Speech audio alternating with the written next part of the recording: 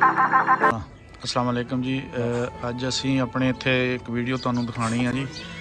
Topic तो अपना होर आ, लेकिन कई बारी माशरे दे नाल जुड़ियां हुई चीज़ां जिहड़ियां वो तुहानूं दिखाउण दी कोशिश करी दी है और कोशिश करी दी है कि किसी ना किसी तरह इन्हां जिहड़े गरीब बेचारे बड़े मुश्किल दे नाल अजकल दे दौर च अपना पेट पाल रहे आ।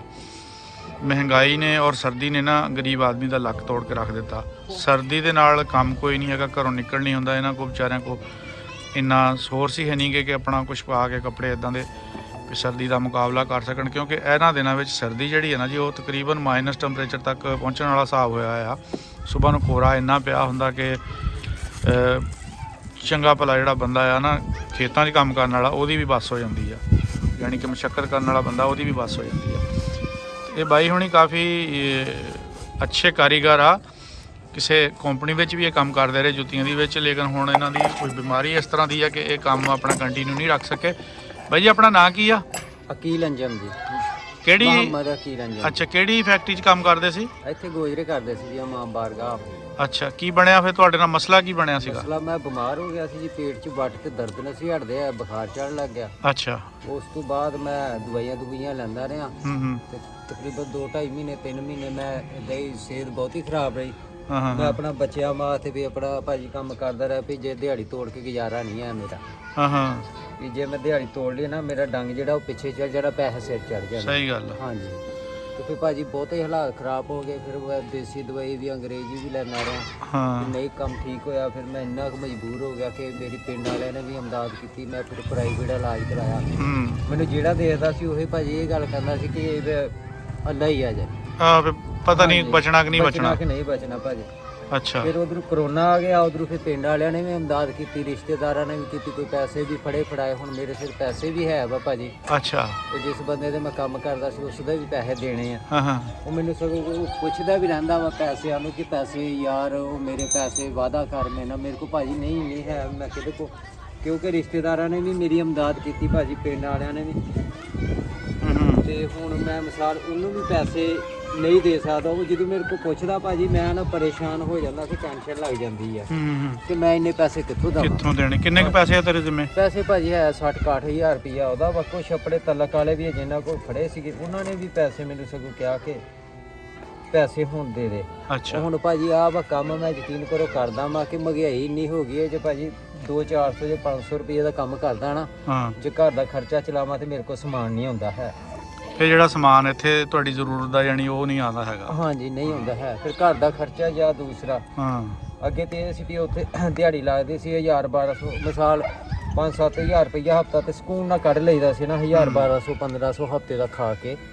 ਤੇ ਹੁਣ ਮਿਸਾਲ ਕਿ ਜੇ ਕਹੋ ਤੇ 2-3 ਹਜ਼ਾਰ ਰੁਪਈਆ ਹਫ਼ਤੇ ਦਾ ਹੀ ਹੁੰਦਾ ਵਾ। ਹਾਂਜੀ, ਐਤਵਾਰ ਦੀ ਦਿਹਾੜੀ ਲੱਗ ਜਾਂਦੀ ਆ ਕਿ ਉਹ ਵੀ ਸ਼ੁਕਰ ਅੱਲਾ ਦਾ ਵੀ ਫਿਰ ਜਦੋਂ ਦਿਹਾੜੀ ਲੱਗਦੀ ਆਪਣਾ ਨਾ ਸਮਾਨ ਲੈ ਆਈਦਾ ਵਾ। ਹਾਂਜੀ, ਵੀ ਉਹ ਫੜ ਕੇ ਜਿਹਦੇ ਕੋਲ ਆਪਣਾ ਟਾਈਮ ਕੱਢੀਦਾ ਹਫ਼ਤੇ ਬਾਅਦ ਫਿਰ ਜਾਂ ਉਹਨੂੰ ਦੇ ਦੇਈਦੇ ਕਿ ਲੈ ਭਾਈ ਤੇਰੀ ਮਿਹਰਬਾਨੀ ਹੈ।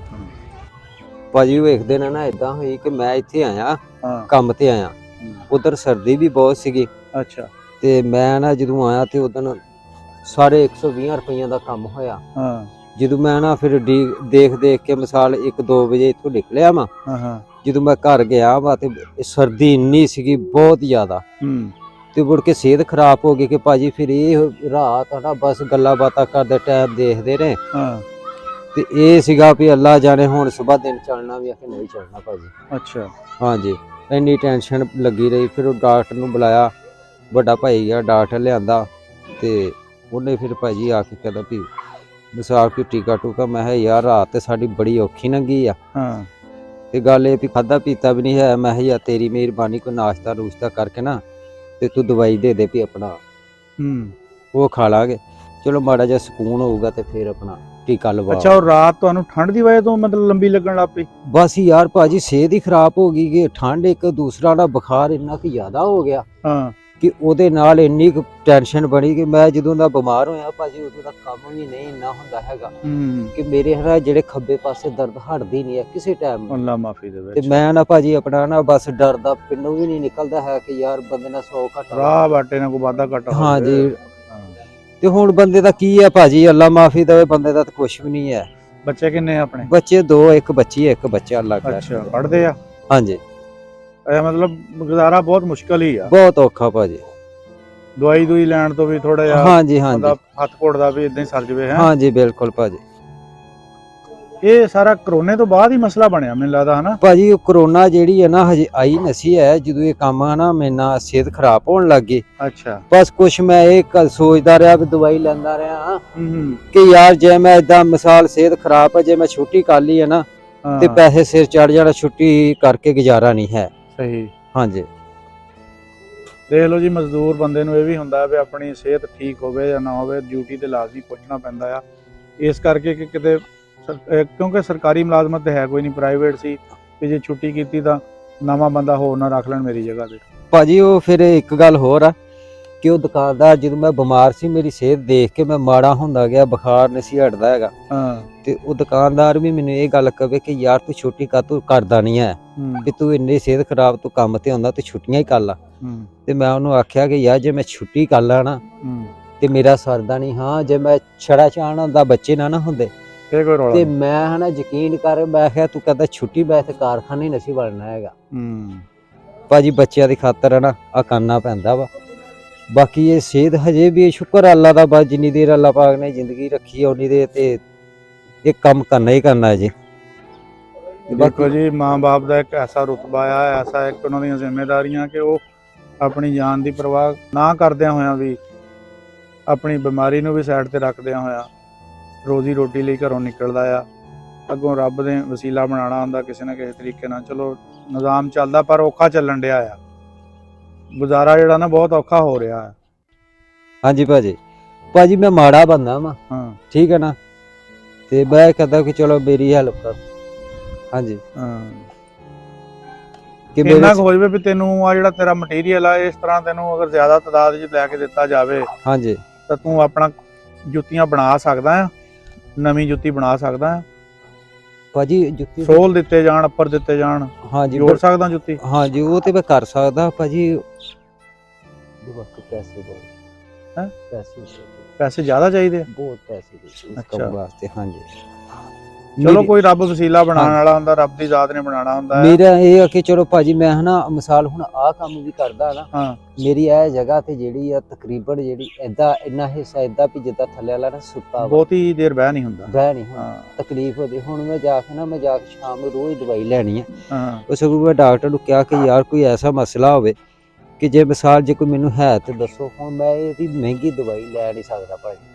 ਮੈਂ ਤੇ ਕੋਈ 50-60 ਦੀ ਬੜੀ ਹੱਦ 100 ਰੁਪਏ ਦੀ ਵੀ ਜੇ ਮੈਂ ਰੋਜ਼ ਦਵਾਈ ਲਵਾਂ ਨਾ ਤੇ ਭਾਜੀ ਫਿਰ ਮੈਂ ਘਰ ਦਾ ਖਰਚਾ ਵੀ ਚਲਾਉਣਾ ਔਖਾ ਹੁੰਦਾ।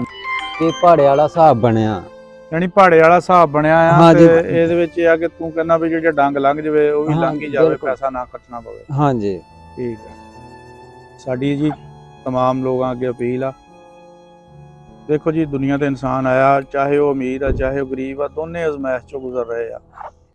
ਗਰੀਬ ਆਪਣੀ ਗੁਰਬਤ ਦੀ ਅਜ਼ਮਾਇਸ਼ ਦੇ ਰਿਹਾ ਵੀ ਤੈਨੂੰ ਨਹੀਂ ਚੀਜ਼ਾਂ ਦਿੱਤੀਆਂ, ਤੂੰ ਮੇਰਾ ਕਿੰਨਾ ਸ਼ੁਕਰ ਅਦਾ ਕੀਤਾ, ਇਹਦੇ ਬਾਵਜੂਦ ਵੀ ਮੈਂ ਤੇਰੀਆਂ ਨਿਯਮਤਾਂ ਤੈਨੂੰ ਜਿਹੜੀਆਂ ਬਣਦੀਆਂ ਉਹ ਨਹੀਂ ਦਿੱਤੀਆਂ, ਤੂੰ ਉਹਦੇ ਬਾਵਜੂਦ ਵੀ ਮੇਰਾ ਸ਼ੁਕਰ ਅਦਾ ਕੀਤਾ ਕਿ ਨਹੀਂ ਕੀਤਾ। ਤੇ ਅਮੀਰ ਆਦਮੀ ਇਸ ਚੀਜ਼ ਦਾ ਅਜ਼ਮਾਇਸ਼ ਚੋਂ ਗੁਜ਼ਰ ਰਿਹਾ ਕਿ ਉਹਨੂੰ ਬਹੁਤ ਕੁਝ ਦਿੱਤਾ ਆ, ਉਹਨੇ ਤੂੰ ਅੱਲਾਹ ਪਾਕ ਦੀ ਜ਼ਾਤ ਕਹਿੰਦੀ ਕਿ ਤੂੰ ਮੇਰੀ ਮਖਲੂਕ ਦਾ ਕੀ ਖਿਆਲ ਕੀਤਾ, ਤੈਨੂੰ ਮੈਂ ਇੰਨਾ ਕੁਝ ਦਿੱਤਾ ਸੀ, ਤੂੰ ਮੇਰੀ ਮਖਲੂਕ ਲਈ ਕੀ ਕੀਤਾ।